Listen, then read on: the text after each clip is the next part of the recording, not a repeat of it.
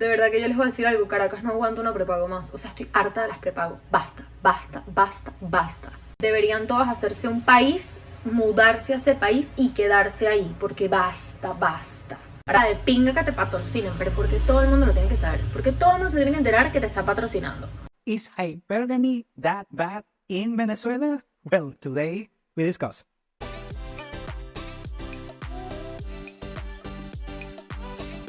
Welcome to Venezuela Insider, the only place in Venezuela for expats, digital nomads, entrepreneurs, investors, travelers, and related internationals. For more information, venezuelainsider.com. I'm doing this video because I'm getting recently a lot of intel regarding the social dynamics here in Venezuela, especially in Caracas. Recently, I don't live in Caracas, but I get a lot of feedback over there from of course, the capital of the country. So I have to give an eye of what happens here on my birth town. I was born in Caracas, in case you don't know. But anyways, but it's also happening on the rest of the country. Is regarding hypergamy and how it's manifesting here in the country. Is hypergamy that bad in the country? Well, the straight answer is yes, and I'm going to explain why. Well, first, let's define what hypergamy actually is, and I'm going to give you this random dictionary definition. I'm going to give you the real definition. Women are attracted to men with more social and economic status, mostly money, but doesn't have to be money, could be also on physique, could be also in skills and so on. That basically is what women are attracted the most.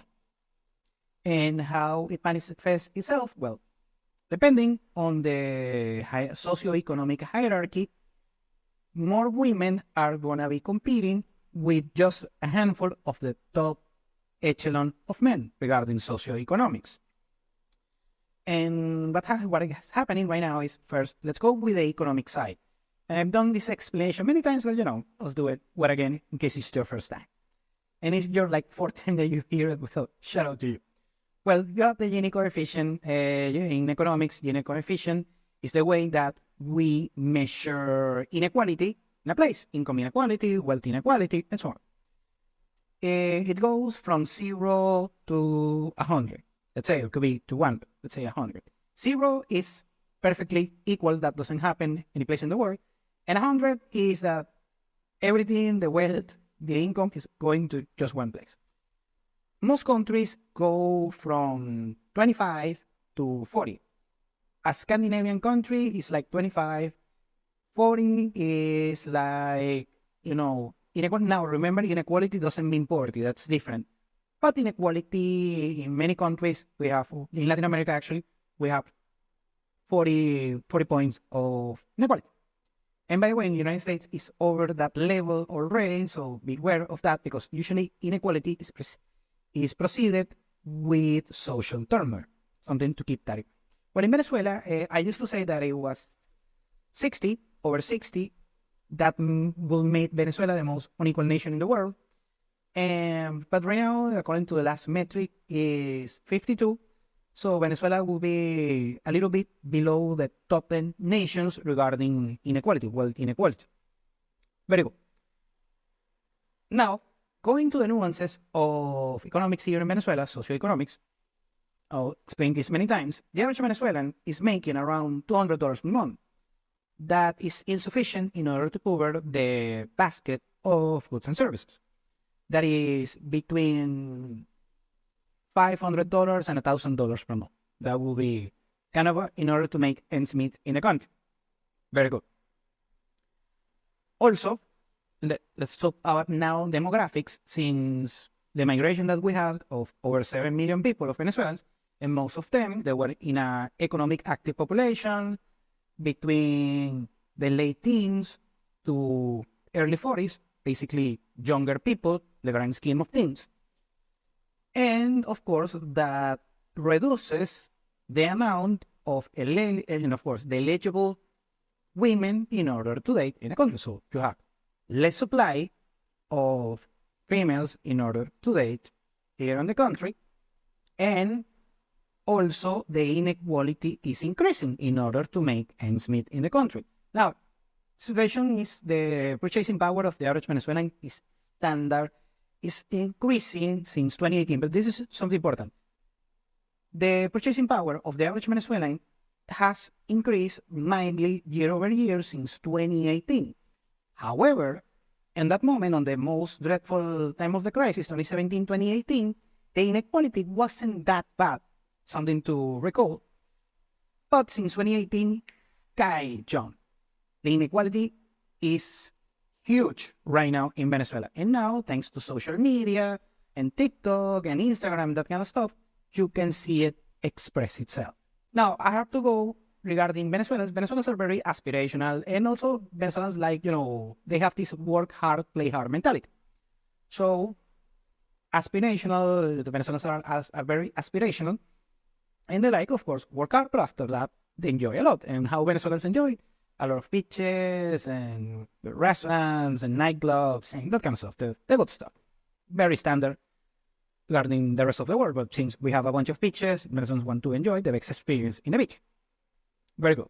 And you can see it on this particular video in Semana Santa on Easter just a few weeks ago. Well, women are very drawn to this particular lifestyle and so on. And they're going to get it regardless of the situation. So, two things are happening. The first one is that women, of course, are getting way more demanding because remember, women not only have this tendency towards hypergamy, but also they only have a radar for the top echelon of men. These particular women are not seeing the men that they are making $200 per month on average. They are seeing the men, they have the yachts, they have the toys, they have the discretionary spending. It's just believe me, as an economics geek, I can tell you, tiny fraction, it's a rounding error, the kind of men that they can afford this particular lifestyle, but it is what it is. Very good. I'm not saying it's good, I'm saying what it is. And very many women seeing, especially the younger ones, seeing TikTok, Instagram, and that kind of stuff, are, drawn to these particular men.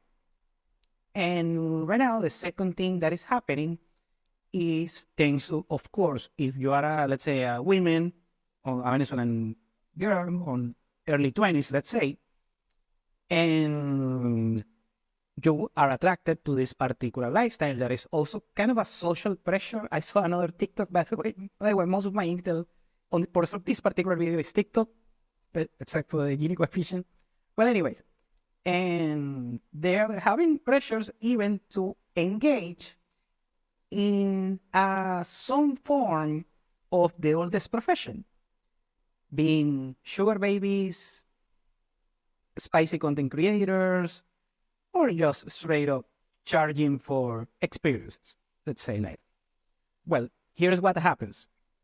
These particular women, of course, they cannot date someone close on their particular age cohort because creating wealth from scratch is a very long process. The successful ones in normal countries do it when they are on their 40s. Imagine in Venezuela that is next to impossible to do it. It can be done, by the way, but it's very, very, very hard. Just a very fraction of men are able to do so. So what happens, and this is also something that happens usually with a lot of income inequality and a lot of high Gini coefficient, is that the age gaps amongst the mating population start to widen and widen and widen. So they start growing bigger. For instance, in a country like Sweden, the age gaps are very narrow because it's more of an egalitarian society. Venezuela is quite the opposite. So you are seeing right now women right now on their early 20s dating men on their mid 40s, 50s, and so on. But it's something is outrageous. It's very scandalous right now.